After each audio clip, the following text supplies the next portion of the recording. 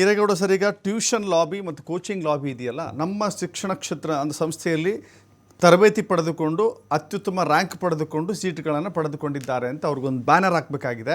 ಬ್ಯಾನರ್ನಲ್ಲಿ ನಮ್ಮ ವಿದ್ಯಾರ್ಥಿಗಳು ಅಂತ ಪ್ರೊಜೆಕ್ಟ್ ಮಾಡಬೇಕಾಗಿದೆ. ಅಂಥ ಟ್ಯೂಷನ್ ಲಾಬಿ ಇಲ್ಲಿ ಬಹಳ ದೊಡ್ಡ ಮಟ್ಟಕ್ಕೆ ಈ ಕ್ವಶನ್ ಪೇಪರ್ ಲೀಕ್ ಆಗೋದ್ರಲ್ಲಿ ಮಾತ್ರ ಪಾತ್ರಗಳು ವಹಿಸ್ತಾ ಇದೆ. ಈ ಕೋಚಿಂಗ್ ಲಾಬಿಯನ್ನು ತಡಿಬೇಕು ಅಂದರೆ ಸರ್ಕಾರ ಎಂಥ ಕಠಿಣ ಕ್ರಮವನ್ನು ತೆಗೆದುಕೊಳ್ಬೇಕು?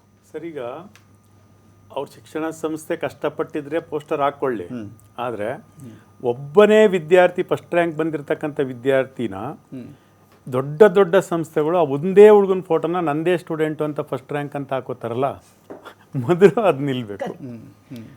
ಈಗ ಯಾವುದೋ ಒಂದು ಕಾಲೇಜಲ್ಲಿ ಮಾಡ್ತಾ ಇರ್ತಾರೆ, ತುಂಬ ಕಷ್ಟಪಟ್ಟಿರ್ತಾರೆ, ಅದರಲ್ಲಿ ಒಂದು ರ್ಯಾಂಕ್ ಬಂದಿರುತ್ತೆ, ಆ ಪೋಸ್ಟ್ ಹಾಕೋದ್ರಿಂದ ಯಾರಿಗೂ ಸಮಸ್ಯೆ ಇಲ್ಲ, ಅದು ರಿಯಾಲಿಟಿ.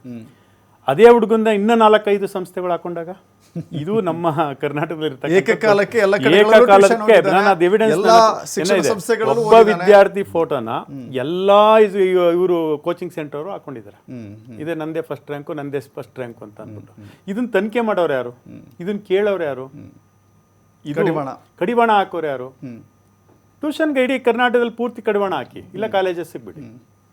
ಈಗ ಸರ್ಕಾರಿ ಕಾಲೇಜುಗಳಲ್ಲಿ ಅಧ್ಯಾಪಕರೇ ಬಂದು ಪ್ರೈವೇಟ್ಗಳಲ್ಲಿ ಟ್ಯೂಷನ್ಗಳನ್ನು ಮಾಡ್ತಾರೆ, ಕದ್ದು ಮುಚ್ಚಿ. ಅದಕ್ಕೆ ಅವಕಾಶ ಇಲ್ಲ, ಆದರೂ ಕೂಡ ಇಲ್ಲ ಸರ್. ಈಗ ತುಂಬ ಕಡಿಮೆ ಆಗೋಗಿದ್ದಾರೆ ಸರ್. ಹಿಂದೆ ಇತ್ತು. ನಾನು ಸುಮಾರು 30-28 ವರ್ಷಗಳ ಕಾಲ ಸರ್ಕಾರಿ ಕಾಲೇಜಲ್ಲೇ ನಾನು ಉಪನ್ಯಾಸಕನಾಗಿ ಒಂದು ರಾಜ್ಯ ಮಟ್ಟ ಪ್ರಶಸ್ತಿ, ರಾಷ್ಟ್ರಮಟ್ಟ ಪ್ರಶಸ್ತಿ ತಗೊಂಡು ಬಂದಿರೋನೆ. ಹಿಂದೆ ಇತ್ತು, ಈಗಿಲ್ಲ. ಯಾಕೆಂದರೆ ಎಲ್ಲ ಕೋಚಿಂಗ್ ಸೆಂಟರ್ಗಳು 80% ಉತ್ತರ ಭಾರತದ್ದು. ಈ ನಮ್ಮ ಕರ್ನಾಟಕ, ಬೆಂಗಳೂರಲ್ಲಿ, ಕರ್ನಾಟಕದಲ್ಲಿ ಇರ್ತಕ್ಕಂಥ ಕಾಲೇಜ್ನ ವಹಿಸ್ಕೊಂಡು ಧೈರ್ಯವಾಗಿ ಕಾಲೇಜು ಎದುರುಗಡೆನೆ ಅವರು ಇನ್ಸ್ಟಿಟ್ಯೂಷನ್ ನೇಮ್ ಹಾಕೊಂಡು ಇಂಥವರೇ ಕೋಚಿಂಗ್ ಕೊಡ್ತಾವ್ರೆ ಅಂತ ಕಾಲೇಜ್ ಒಳಗಡೆ ಹಾಕೋ ಲೆವೆಲ್ ಕೊಟ್ಟೋಗ್ಬಿಟ್ಟಿದೆ. ಇದು ಉಷಾ ಮೇಡಮ್, ಈಗ ಒಂದು MBBS ಸೀಟ್ ತೆಗೆದುಕೊಳ್ಬೇಕು ಅಂತ ಹೇಳಿದ್ರೆ ಅದೊಂದು ತಪಸ್ಸು, ಅದೊಂದು ವ್ರತ, ಕಠಿಣ ವ್ರತ. ಅದು ಒಂದು MBBS ಸೀಟ್ ತೆಗೆದುಕೊಳ್ಬೇಕು ಅಂದರೆ ಒಂದು PUC ಫಸ್ಟ್ ಇಯರಿಂದಲೇ ಓದ್ತಾ ಬರಬೇಕು, ತುಂಬ ಫೋಕಸ್ಡ್ ಆಗಿರಬೇಕು. ಪ್ರತಿ ಕ್ಷಣವೂ ಕೂಡ ಅವ್ನು ಮೊಬೈಲ್ ಮುಟ್ಟಬಾರ್ದಂತೆ, ಆಟ ಆಡಬಾರ್ದಂತೆ, ಗೆಳೆಯರ ಜೊತೆ ಹೋಗಬಾರ್ದಂತೆ, ಟೈಮ್ ವೇಸ್ಟ್ ಮಾಡಬಾರ್ದಂತೆ, ಪುಸ್ತಕ ಬುಕ್ಸು 24 ಗಂಟೆ. ಎಕ್ಸಾಮ್ ಮುಗೀತು, ನಾನು ತುಂಬ ಚೆನ್ನಾಗಿ ಮಾಡಿ ಬಂದಿದ್ದೀನಿ, ನಾಳೆ ನನಗೆ ಸೀಟ್ ಸಿಕ್ಬಿಡುತ್ತೆ ಅಂತ ಬರ್ತಾನಲ್ಲ, ಆ ಭ್ರಮನಿರಸಗೊಳಿಸೋದಿಲ್ವಾ ಇಂಥ ಎಲ್ಲ?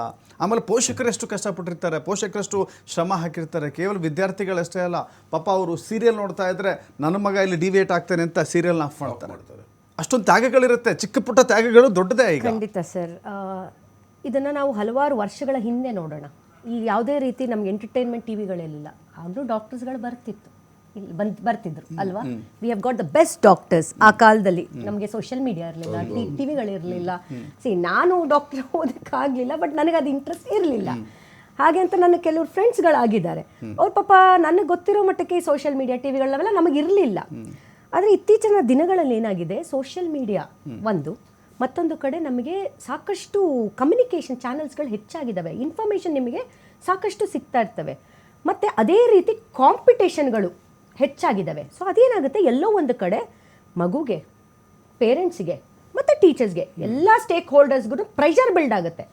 ಇಲ್ಲಪ್ಪ ನನ್ನ ಮಗ, ಅದರಲ್ಲೂ ಈ ಕಮ್ಯುನಿಕೇಷನ್ ಸೋಷಿಯಲ್ ಮೀಡಿಯಾ ಇರೋದ್ರಿಂದ ಆ ಹುಡುಗ ಚೆನ್ನಾಗಿ ಓದ್ತಾ ಇದ್ದಾನಂತ ನನ್ನ ಮಗನೂ ಡಾಕ್ಟರ್ ಆಗಬೇಕು ಅನ್ನೋ ಕನಸು ಪೋಷಕರಲ್ಲಿ ಇರ್ತದೆ. ಮತ್ತೊಂದು ಕಡೆ ಆ ಮಗು ಕೂಡ ಇದು ಬರೀ ಕೇವಲ ತಾಯಿಂದಿರು, ಪೋಷಕರು, ಟೀಚರ್ಸ್ ಅಲ್ಲ, ಮಕ್ಕಳು ಕೂಡ ನಾನು ಆ ಕಾಲೇಜಿಗೆ ಹೋಗಬೇಕು. ನೀವು ಬೇಕಾದ್ರೆ ನೋಡಿ, 9th ಮಕ್ಕಳು ಪ್ರಿಪೇರ್ ಆಗಿ ಹೋಗ್ತಾರೆ. ಆ ಕಾಲದಲ್ಲೆಲ್ಲ ನಮ್ಗೆ ಅಷ್ಟು ನಾಲೆಜ್ ಇಲ್ಲ, ಬಟ್ ಈ ಕಾಲದಲ್ಲಿ ಮಕ್ಕಳು 9th ನಾನು ಅಲ್ಲೇ IIT, ನಾನು ಅಲ್ಲೇ ಓದಬೇಕು, ನಾನು ಇದೇ ಕಾಲೇಜಲ್ಲಿ ಏಮ್ಸಲ್ಲಿ ನಾನು ಮಾಡಬೇಕು ಅನ್ನೋದನ್ನ mentally they will be prepared. So ಏನಾಗುತ್ತೆ, ಅವರ ಸ್ಟಡೀಸು ಕೂಡ ಹಾಗೆ ನಡೀತಾ ಹೋಗುತ್ತೆ. ಆಗ ನಡೀತಾ ಹೋದಾಗ ನಾವು ಪೋಷಕರಾಗಿ ಆಬ್ವಿಯಸ್ಲಿ ಈಗ ಇರೋದೆಲ್ಲ ಒಂದೊಂದೇ ಮಕ್ಕಳು. ಆಗ 5-6 ಜನ ಇರ್ತಿದ್ರು, ಯಾರೋ ಒಬ್ರು ಓದಿ ಉದ್ಧಾರ ಆದರೆ ಆತ ಗ್ರೇಟ್ ಆ ಊರಿಗೆ. ಈಗ ಹಂಗಲ್ವಲ್ಲ, ಇರೋದು ಒಂದು ಮಗು. ನಮಗೆ ಆ ಒಂದು ಮಗುನ ನಾವು ಒಳ್ಳೆ ರೀತಿಯಲ್ಲಿ ಓದಿ, ಸೊ ಆ ರೀತಿ ಕನಸುಗಳನ್ನು ಕಟ್ಟಿಕೊಂಡು ಬಂದಂತಹ ವಿದ್ಯಾರ್ಥಿಗಳಿಗೆ ನಾವು ಎಷ್ಟು ಹೇಳ್ತೀವೋ ಅದೇ ರೀತಿ ನಾವು ಧೈರ್ಯನೂ ತುಂಬಿಸೋವಂಥದ್ದು ಪೋಷಕರಾಗಿ ನಾನು ಹೇಳ್ತಿರೋದು ಮಾಡಬೇಕಾಗುತ್ತೆ. ಇನ್ನೂ ಹೆಚ್ಚು ಮಟ್ಟದಲ್ಲಿ ನಾವು ಮಾರಲ್ ಸಪೋರ್ಟ್ ಎಲ್ಲ ಕೊಡ್ತಾ ಇದ್ದೀವಿ ಸರ್ ಆ್ಯಸ್ ಅ ಪೇರೆಂಟ್. ಆದರೆ ಆ ಮೊಮೆಂಟಿಗೆ ಆ ಮಗು, ನಾನು ನೆಕ್ಸ್ಟ್ ಎಕ್ಸಾಮ್ ನನಗೆ ತೊಗೊಳಕ್ಕೆ ಆಗುತ್ತಾ ಇಲ್ವಾ, ನನಗೆ ಆ ಕಾಲೇಜಲ್ಲಿ ಸಿಗುತ್ತಾ ಇಲ್ವಾ, ಅದನ್ನು ಸಿಗಲಿಲ್ಲ ಅಂದರೆ ನಾನು ಏನು ಮಾಡಬೇಕು ಅನ್ನೋ ದಾರಿ ಗೊತ್ತಾಗಲ್ಲ ನೋಡಿ.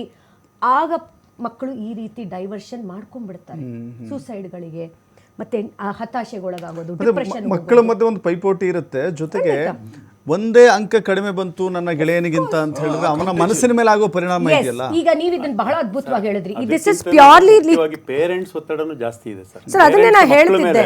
ತುಂಬಾ ಆಸೆ ಇಟ್ಕೊಬಿಟ್ಟು ಒತ್ತಡ ಜಾಸ್ತಿ ಇದೆ. ಈಗ ಇದೇ ರೀತಿ ಮೊನ್ನೆ ಎಕ್ಸಾಮ್ ಅಲ್ಲಿ ಮೊನ್ನೆ ನೀಟ್ ಪೇಪರ್ಸ್ ರಿಸಲ್ಟ್ ಬಂತಲ್ಲ, ಈಗ ಮೊನ್ನೆ ಸೆಕೆಂಡ್ ಟೈಮ್ ಆಗಿದ್ದು, ಒಂದು 2 ಮಾರ್ಕ್ಸ್ ಇಲ್ಲ ಅಂತ ಹೇಳಿ ಒಂದು ಒರಿಸ್ಸಾ ಹುಡುಗಿ ರಿವ್ಯಾಲ್ಯೂಯೇಷನ್ ಹಾಕಿದ್ದಾರೆ.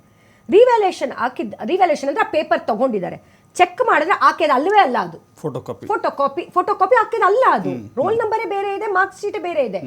She is challenging and questioning. ಆಕೆ ಹೇಳ್ತಾಳೆ, ನಾನು 14 ಬಾರಿ ನನ್ನ ಒಂದು ಇವರು ನೀಟ್ ಎಕ್ಸಾಮ್ ಅವ್ರನ್ನ ಸಂಪರ್ಕ ಮಾಡಿದ್ದೀನಿ, ಮೇಲ್ ಮಾಡಿದ್ದೀನಿ, ಮಾತಾಡಿದ್ದೀನಿ, ಯಾರೂ ನನಗೆ ಸ್ಪಂದಿಸ್ತಾ ಇಲ್ಲ. She comes from a very low ಒಂದು ಪೂರ್ ಬ್ಯಾಕ್ ಗ್ರೌಂಡ್. ಅಂದ್ರೆ ಇವತ್ತು ನೀವು ಸರಿಯಾದ ರೀತಿಯಲ್ಲಿ ಎಕ್ಸಾಮ್ಗಳನ್ನ ಮಾಡಿದಿದ್ರೆ ಮಕ್ಕಳು ಯಾಕೆ ಒದ್ದಾಡ್ತಿದ್ರು? ಈ ಹಿಂದೆ ಕೂಡ ಇತ್ತು ಎಕ್ಸಾಮ್ಗಳು, ಈ ಹಿಂದೆ ಡಾಕ್ಟರ್ಸ್ಗಳಾದ್ರು ಕಷ್ಟಪಟ್ಟು, ಇವತ್ತು ಅವರೆಲ್ಲ the best doctors in the world. ಆದ್ರೆ ಇವತ್ತು ನಮ್ಗೆ ಇಷ್ಟೆಲ್ಲ ಫೆಸಿಲಿಟಿ ಇದ್ರು ಒಂದು ಸರ್ಕಾರಗಳ ಒಂದು ಬೇಜವಾಬ್ದಾರಿತನ, ಎಡವಟ್ಟುಗಳಿಂದ ಮಕ್ಕಳು ಇವತ್ತು ಈ ರೀತಿ ಒಳಗಾಗ್ತಾ ಇರೋದು ನಿಜವಾಗ್ಲೂ ಇದಕ್ಕೆ ನೇರ ಹೊಣೆ ಸರ್ಕಾರ ಅಂತಾನೆ ನಾನು ಹೇಳ್ತೀನಿ.